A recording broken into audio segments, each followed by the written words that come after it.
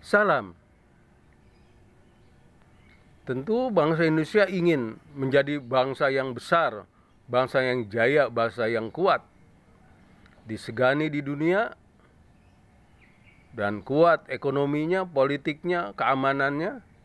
Nah, maka ya diantaranya ya harus ada penegakan hukum.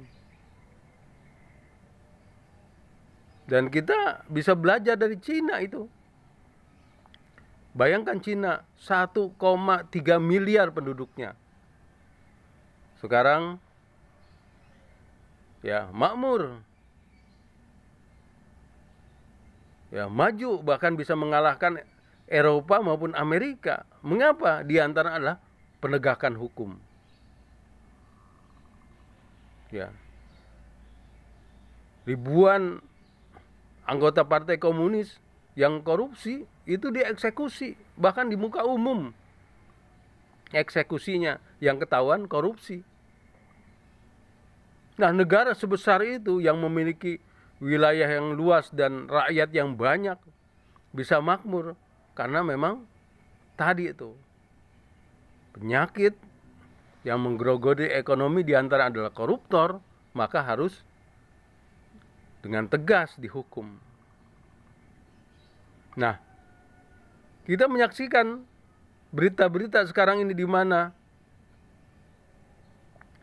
Syahrul Yassin Limpo ya, alhamdulillah emang KPK bertindak cepat dengan ya ditangkap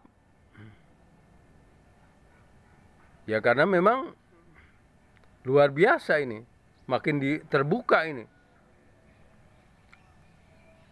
Bagaimana ya Menteri Pertanian ini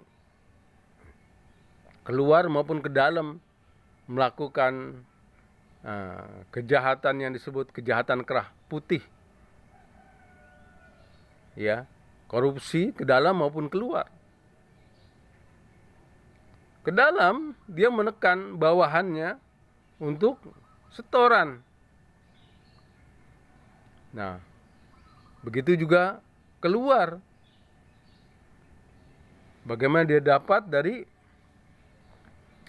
perdagangan-perdagangan yang terkait dengan Menteri Pertanian. Dan kita gembira dengan KPK mencokok, menangkap Menteri Pertanian, maka ya ini buat contoh ya menteri-menteri ya kalau memang dia kedudukannya tinggi jangan coba-coba, apalagi sudah ya ada warning, misalnya dipanggil oleh KPK lalu malah berusaha ya mengkriminalkan KPK dengan melaporkan bahwa KPK itu ketuanya melakukan pemerasan. Nah, ini upaya orang sudah bersalah ingin menghindar dari hukum dengan cara menuduh pihak lain yang melakukan korupsi. Kita tunggu perkembangan lebih lanjut, tapi kita sudah melihat ya menteri kedua dari Partai Nasdem ini pasti ya akan ada yang bernyanyi dengan 3 orang yang sudah ditetapkan sebagai tersangka ini biasanya ya akan bernyanyi ini.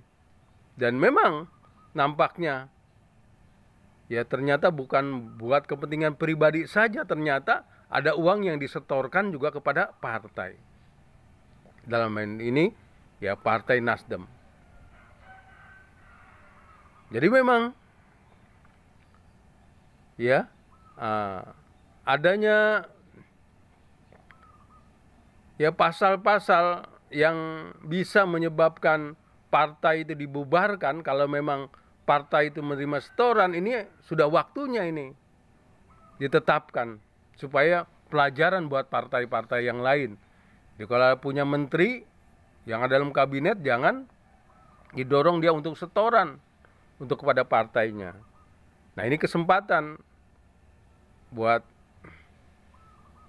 ya aparat untuk juga bukan cuma kepada orang-orang yang terlibat saja yang terkait dengan ya Syahrul Yassin Limpo ini, tapi bagaimana partai yang mengusung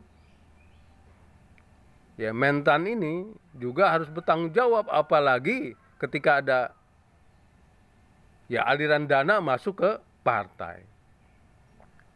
Dan ini ya nampaknya Nasdem ini akan merasakan yang dirasakan oleh Partai Demokrat ketika Partai Demokrat ya banyak ya pengurusnya dan juga menterinya yang ditangkap, akhirnya ya makin terpuruk menjadi partai yang tidak diminati untuk dicoblos. Nah, ini akan dirasakan juga oleh Nasdem. Dan yang lebih parah lagi, karena Nasdem ini mengusung pasangan Anies Caimin, nah bisa-bisa Anies dan Caimin ini tidak jadi ini kalau memang Nasdem ini ya terbukti menerima aliran dana dari Menteri Pertanian ini. Dan memang tegakkan saja hukum itu. Ya, laksanakan saja pembubaran partai yang memang terbukti menerima aliran dana korupsi, supaya pelajaran buat partai-partai yang lain. Jangan coba-coba lagi yang menjadikan menterinya itu ya sebagai sumber aliran menghidupi partainya. Ya. Nah, inilah. Jadi kita mengikuti terus perkembangan yang terjadi ini ya, dengan harapan tentunya bukan cuma orang-orang jahat itu ditangkap, koruptor-koruptor itu ditangkap, tapi apa? Kita makin kualitas demokrasi kita. Artinya kehidupan bernegara kita yang terkait dengan bagaimana adanya satu pemerintahan yang ya hasil dari pemilu, tapi pemilu yang tadi itu ya dilaksanakan ya dengan baik, dan juga dari partai-partai yang bertanding secara fair, ya partai-partai yang bertanding itu hasilnya artinya geraknya bukan hasil dari korupsi. Nah, kita menyaksikan sekarang ini setelah ya Syahrul Yassin Limpo ini ditangkap, kita juga ingin melihat ini apakah upaya dia terakhir itu untuk mengkriminalkan kepala KPK berhasil apa tidak. Ya, kita mengharapkan polisi supaya ya tegas saja kalau memang benar ada ya terbukti ya ditegakkan hukum. Tapi kalau memang itu adalah rekayasa dari kekuatan-kekuatan yang ingin ya agar korupsi itu terus berlangsung atau menjadi pembela-pembela korupsi, nah, polisi harus menghentikan ya upaya-upaya terakhir yang dilakukan oleh mantan Mentan ini.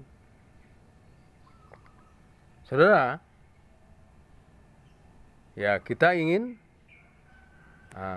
pemilu berjalan dengan baik, terutama Pilpres ini berjalan dengan baik. Di antaranya adalah harus menjadi catatan juga bagaimana calon-calon presiden ini bukan dibiayai oleh partai-partai yang dari hasil korupsi. Salam.